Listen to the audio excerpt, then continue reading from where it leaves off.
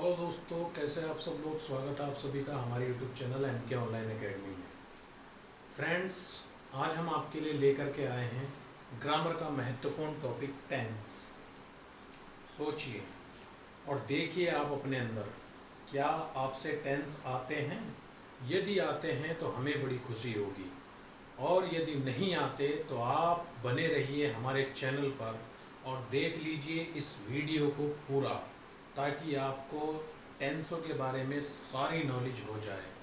Friends, जैसा कि आप जानते हैं, ये चैनल है MK ऑनलाइन एकेडमी। इस पर एजुकेशनल वीडियोस आपको प्राप्त होते हैं।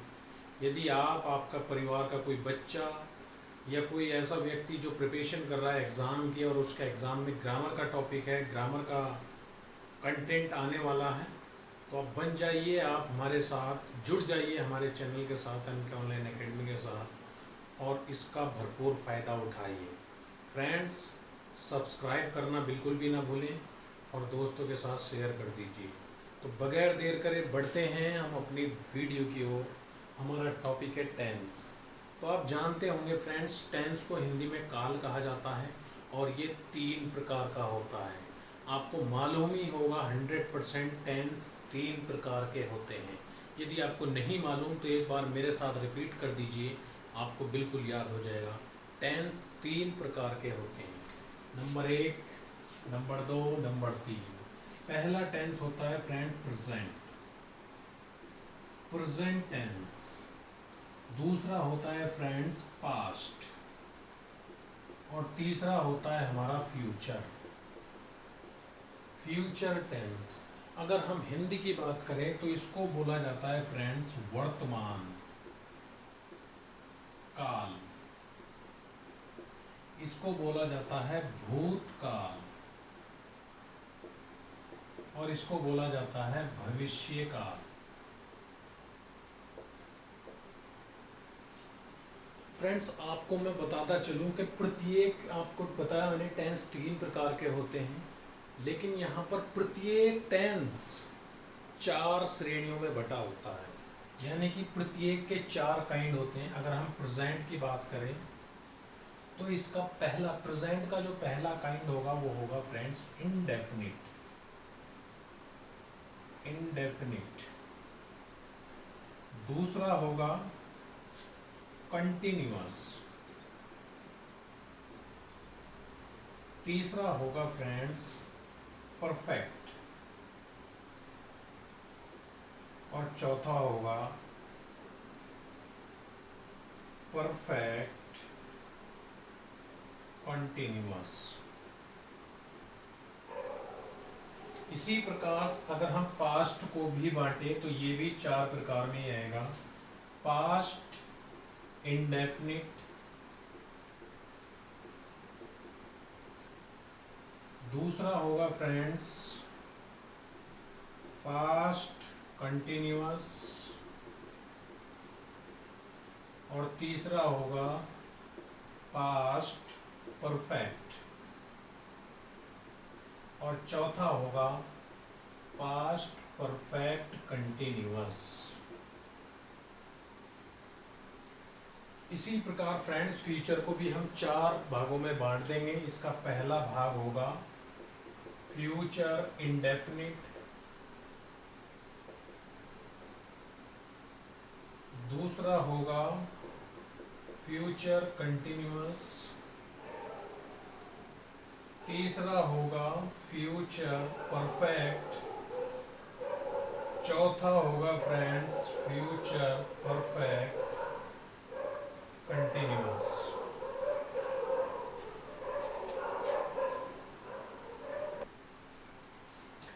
तो फ्रेंड्स इसका चौथा होगा फ्यूचर परफेक्ट कंटिन्यूअस।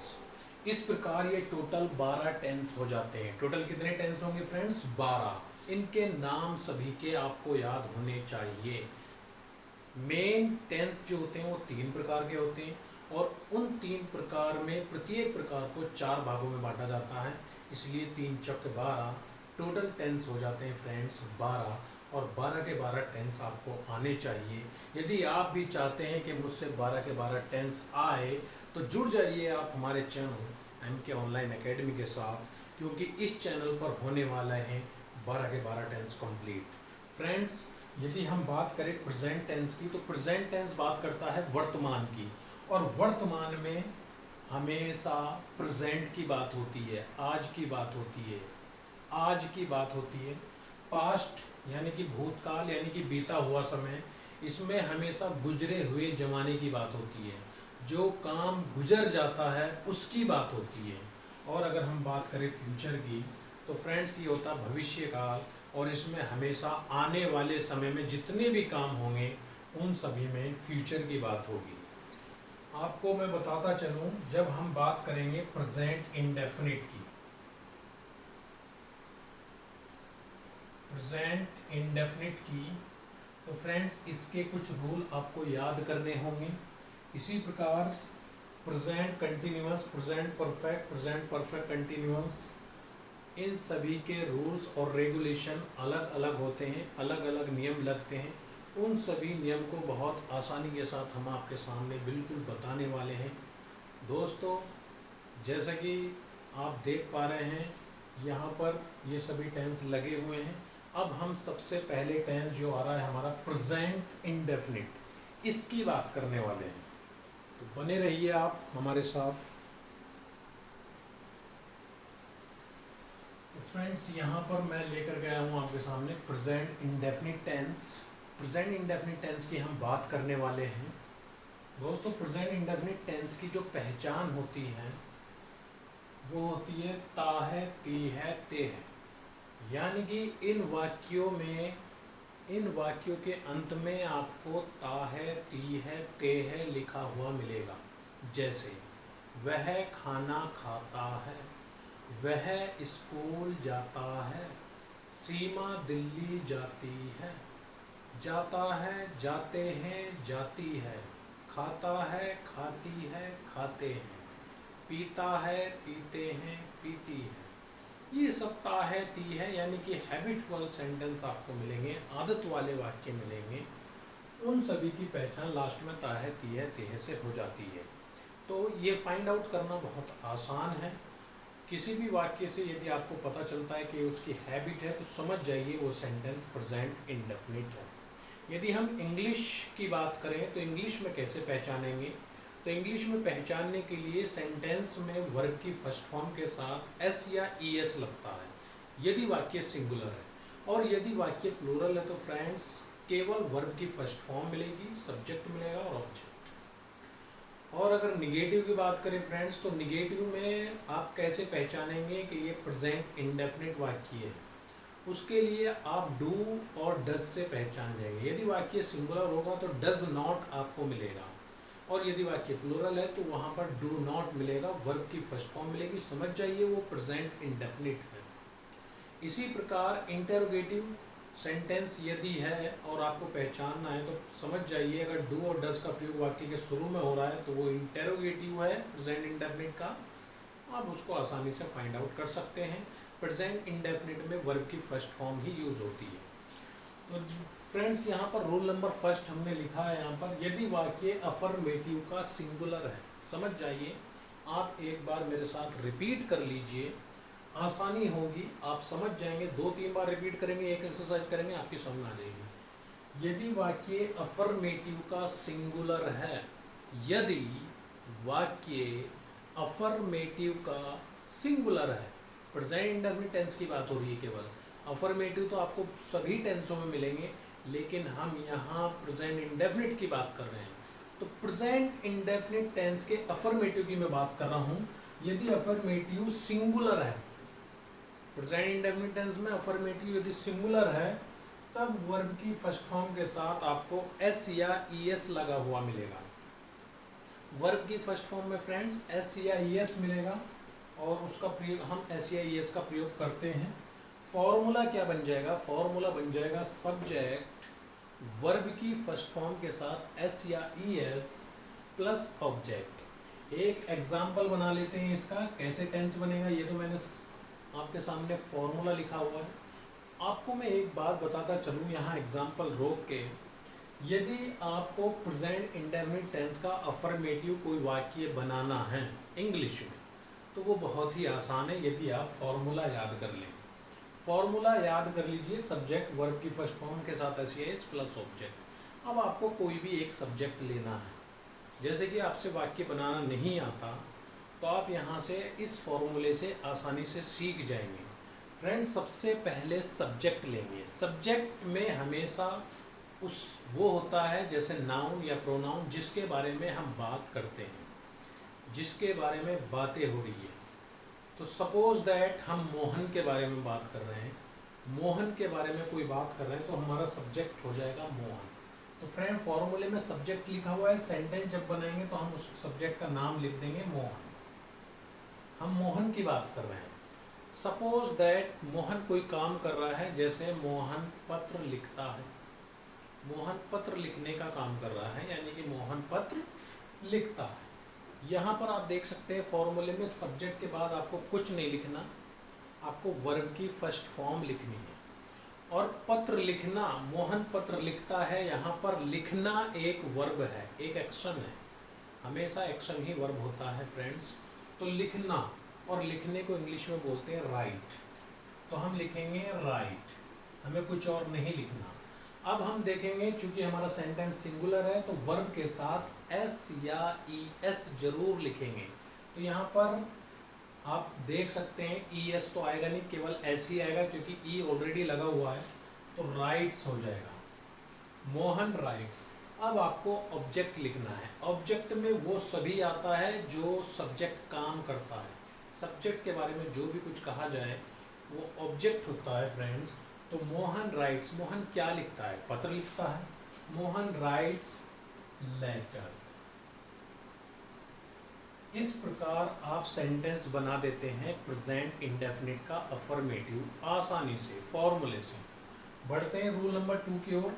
यदि अफर्मेटिव वाक्य प्लूरल है, प्लूरल का मतलब होता है फ्रेंड्स सब्जेक्ट एक से अधिक है, यानी कि ग्रुपिंग वाले वर्ड्स की बात हो रही है। जैसे कि मोहन सिंगुलर है, लेकिन बॉयज, यहाँ पर बहुत सारे लड़कों की बात हो रही है, बॉयज लड़के, ये बहुवचन हो जाएगा, तो प्लूरल हो जाएगा। तो यदि अफर्मेटिव वाक्य प्लूरल है तब केवल वर्ब की फर्स्ट फॉर्म का प्रयोग करेंगे। फॉर्मूला क्या बन जाएगा फ्रेंड्स? सब्जेक्ट, सबसे पहले आप सब्जेक्ट लिखेंगे, वर्ब की फर्स्ट फॉर्म लिखेंगे, देन ऑब्जेक्ट लिख देंगे। एक एग्जाम्पल मैं यहाँ पर दे रहा हूँ, आप आसानी से बता सकते हैं। तो यहाँ पर हमें सब्जेक्ट लेना होगा, ध्यान रहे सब्जेक्ट हमें प्लूरल लेना है। प्लूरल सब्जेक्ट होते हैं जो एक से अधिक, या तो यू ले लीजिए, या दे ले लीजिए, या बॉयज़ ले लीजिए, या गर्ल्स ले लीजिए, कोई भी प्लूरल सब्जेक्ट ले सकते हैं। मैं यहाँ पर ले रहा हूँ दे। दे, ये हमने एक सब्जेक्ट लिया, वर्ब की फर्स्ट फॉर्म लेंगे, जैसे कि वे क्रिकेट खेलते हैं, ये एक वाक्य है, वे क्रिकेट खेलते हैं। अब लास्ट में ते आ रहा है तो प्रेजेंट इंडेफिनिट टेंस ही है। यहाँ पर हम वर्ब की फर्स्ट फॉर्म लेंगे, खेलने के लिए प्ले का यूज किया जाता है, दे प्ले। क्या खेलते हैं फ्रेंड्स? वो ऑब्जेक्ट क्रिकेट खेलते हैं, तो दे प्ले क्रिकेट। बहुत आसानी से टेंस बन जाता है। आपको ध्यान रखना है ये फॉर्मूला, सब्जेक्ट प्लस वर्ब की first form plus object, sentence आपका रेडी है। बढ़ते हैं रूल नंबर 3 की ओर। यदि वाक्य निगेटिव है, निगेटिव होता है फ्रेंड्स ना वाले वाक्य, जिनमें हमेशा नॉट या नहीं या ना का प्रयोग होता है, उनको हम निगेटिव कहते हैं। यदि निगेटिव है तो सिंगुलर में डज नॉट तथा प्लूरल में डू नॉट और वर्ब की फर्स्ट फॉर्म का प्रयोग करेंगे। फॉर्मूला बन जाएगा friends subject does not, verb की फर्स्ट फॉर्म प्लस ऑब्जेक्ट। एक एग्जांपल ले लेते हैं, आप आसानी से बना सकते हैं। इसी सेंटेंस को आप निगेटिव में बना सकते हैं, जैसे मोहन पत्र लिखता है। अब इसका निगेटिव आप कैसे बनाएंगे? मोहन पत्र नहीं लिखता है, मोहन पत्र नहीं लिखेंगे, नहीं लिखता है, तो यहाँ पर सब्जेक्ट आ जाएगा मोहन, सब्जेक्ट आ जाएगा दोस्तों मोहन। डज का प्रयोग करेंगे क्योंकि सिंगुलर है, डज नॉट, नॉट इसलिए क्योंकि वाक्य निगेटिव है। वर्ब की फर्स्ट फॉर्म लिखना राइट। अब इस बार आप देख सकते हैं राइट्स नहीं आएगा, वर्ब की फर्स्ट फॉर्म आएगी तो राइट आएगा, राइट लेटर, लेटर। इसी प्रकार अब हम इसका प्लूरल वाला सेंटेंस बनाएंगे। ये सेंटेंस था हमारा वे क्रिकेट खेलते हैं, इसका निगेटिव हो जाएगा वे क्रिकेट नहीं खेलते हैं। सबसे पहले सब्जेक्ट ले लेंगे, सब्जेक्ट हो जाएगा दोस्तों यहाँ पर they do not play cricket. इस प्रकार आप आसानी से निगेटिव वाक्य भी बना सकते हैं। कोई सा भी वाक्य आप ट्रांसलेट कर सकते हैं फॉर्मूले के अकॉर्डिंग। आपको रूल और फॉर्मूले पता होने चाहिए, आप इसको याद कर लीजिए, बहुत ही आसान है। प्रेजेंट इंडेफिनिट टेंस वर्ब की फर्स्ट फॉर्म यूज होगी और हमेशा वर्ब की फर्स्ट फॉर्म में अगर अफर्मेटिव का सिंगुलर है तो SEIS, और अगर निगेटिव है तो डज नॉट डू नॉट का प्रयोग होगा। अब हम बढ़ते हैं अफर्मेटिव के बाद इंटेरोगेटिव वाक्य। इंटेरोगेटिव वाक्य देख लीजिए।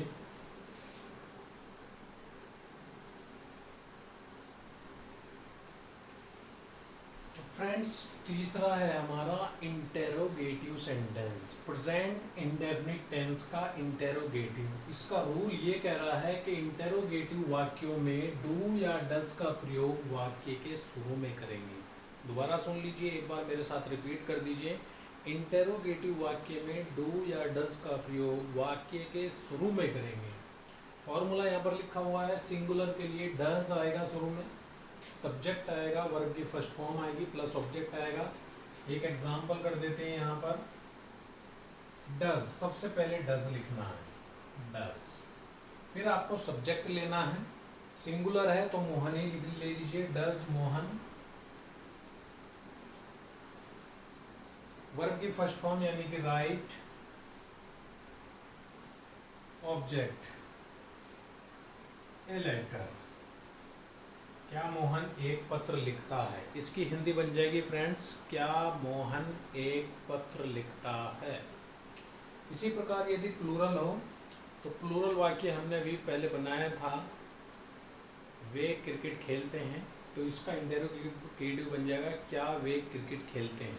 तो सबसे पहले डू लग जाएगा, डू, डू के बाद सब्जेक्ट लेंगे दे, डू दे, फिर वर्ब की फर्स्ट फॉर्म आ जाएगी प्ले, और then object cricket, question mark लग जाएगा, डू दे प्ले क्रिकेट, क्या वे क्रिकेट खेलते हैं। तीसरा फॉर्मूला हमने यहाँ पर लिखा है फ्रेंड्स क्वेश्चन वर्ड के लिए।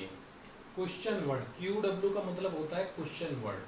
कुछ वाक्य ऐसे होते हैं जो प्रेजेंट इंडेफिनिट टेंस के इंटेरोगेटिव वाक्य होंगे, लेकिन उनमें क्वेश्चन वर्ड भी मिलेगा। क्वेश्चन वर्ड होते हैं कहाँ, कैसे, कब, क्यों। तो वो जब भी आप क्वेश्चन वर्ड वाले सवाल, ऐसे वर्ड आएंगे आपके सामने, तो क्वेश्चन वर्ड को शुरू में लिखना है। जैसे कि मैं एक वाक्य बना दूं, डू दे प्ले क्रिकेट, यानी कि वे क्रिकेट कहाँ खेलते हैं। तो यहाँ पर कहाँ की इंग्लिश पहले आ जाएगी, where do they play cricket. तो फ्रेंड्स बहुत ही आसान हो जाता है फॉर्मूलों से सेंटेंस बनाना।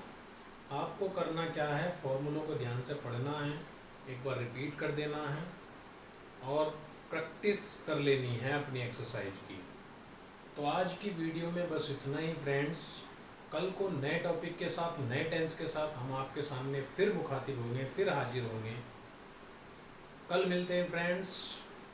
आप अपनी प्रैक्टिस जारी रखना, चैनल को ज़रूर सब्सक्राइब कर लेना। धन्यवाद।